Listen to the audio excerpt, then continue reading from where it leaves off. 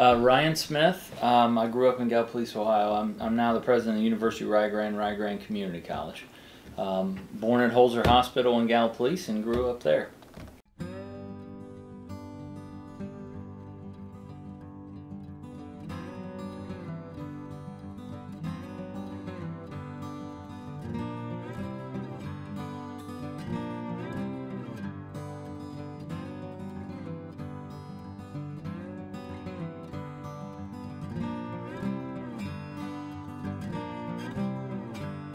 So I grew up the youngest of three, two older sisters. They tormented me, and I did not die from all the hairspray I inhaled in the same bathroom as they were getting ready. So that made me tougher, just having two older sisters. You know, my experience, like I said, was very good. I did grow up, though. My father battled alcoholism. My mom was the rock in the family, held us together, probably taught me more right there than anything else. And of course my father overcame that, and I admire him greatly for that.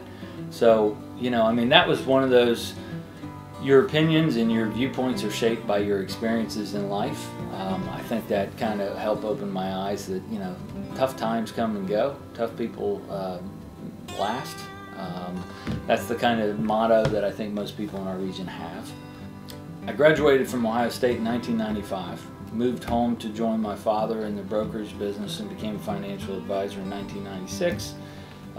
Honestly thought, I'm coming home to a town of 5,000 people in Gallipolis, Ohio. I left a university of 55,000 people. I'm not sure that I'm ever going to meet my wife in an area like this, and within months Vicki and I met. As far as raising my family here, so as state representative you have to live in your district, so I was actually traveling to Columbus quite frequently to be able to do that job as state representative while also doing the financial advisor job. So working two jobs and raising four children became pretty taxing as well. So that's what I love about here. I'm 5 miles from home. I can have a huge impact on the region and watch my kids grow up. In 2005 led the issue for what we call the Red Dot for schools, for Gallipolis City schools. So going through that, I had a lot of people say you should consider politics. Again, not interested. I said I don't want to be in parades and shaking hands and kissing babies and things like that. I wouldn't want to do that. And then as time evolved, after we were successful with that, I ended up on the Gallipolis City School Board. So I guess that was my first elected experience. And then when the state representative John Kerry stepped down, that opened up an opportunity for me to kind of stick my toe in the water. And I was always very interested in moving the region ahead. And I knew that that would be the next level up where I thought I could garner a lot of resources to be able to do that. So obviously we're in a very impoverished area. The biggest thing I think, you know, I thought when I went there was if we can get more resources, we can help. What I realized was government resources are great, but at the end of the day, the underlying problem is having people with good paying jobs. And how do you get good paying jobs? You have an educated workforce. So that became, you know, paramount for me, and having spent time on the Gallipolis City School Board, I got a chance to see what other schools were doing around the region, what they offered, and so on and so forth, and just how limited our offerings are from a sheer numbers standpoint in the rural schools.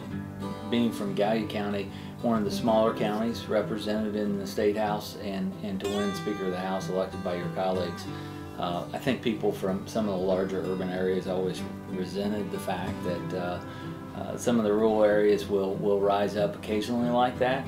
I think it inspired a lot of people from the standpoint of, and I hope I did at least, that anything's possible.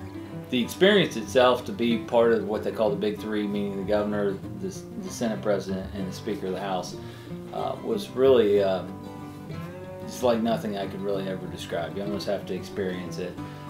You're in an extremely important position, very responsible for so many different things. Unfortunately, you know, I wish it could have lasted longer where I could have made a bigger impact, but I'm really proud of what we did while I was there. At the time, I had a little over a year before I was term limited in the Ohio House, so that time was coming to an end, and at the same time, Rio Grande had struggled. And I, having had the experience I had through the position as finance chair and then Speaker of the House, I had a lot of contacts around the state, still have those contacts, and felt like my skill set could help. And I couldn't sit by and watch this school struggle as I live 5 miles down the road. Plus, it's something that, you know, I looked at as an opportunity to be able to say, okay, if I can continue to change the region through education, the longitudinal change I can make there is far greater than anything I could do in politics. So Rio Grande's truly unique, and we talk about this a lot, but there's no other co-located private liberal arts university with a community college. So what that offers, if you think about it, is kind of a one-stop shop from a certificate program, which might be a short-term certificate in, I'll say, welding, for example. Great opportunities to make a good living, but it's a short-term certificate that you can do in a matter of 6, 8, 10, 12 weeks, depending on what you want.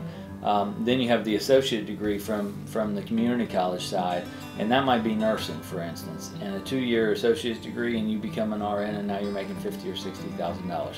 And of course, we offer the bachelor's and some advanced degrees on the university side. We have a lot of students that come here for pre-med, pre-law, things like that, that go on to incredibly successful careers. But they also, you know, we just have a tremendous amount of diversity as well, from many different countries around the world. So it offers a little something for everybody, which is great. You know, the one thing I would say about our region is we have really hard-working people. They want better. They're very tough. They don't expect. They tend to lean on each other because we don't feel like we get a lot of support other ways. So all they need is an opportunity, and I think by educating them one at a time and making sure we have an educated workforce, the jobs will come. To me, education is the pathway out of poverty. And as I mentioned earlier, with those associate degrees or certificate programs or bachelor's, whatever it might be, that is the key to moving our region ahead. And I can see it slowly changing, and it takes time. But that's what I love about our uniqueness at Rio Grande and this position, is because I have time, and we will make a huge impact over time. You know, I kind of celebrate the heritage of our region because I particularly love it. You know, I love the outdoors.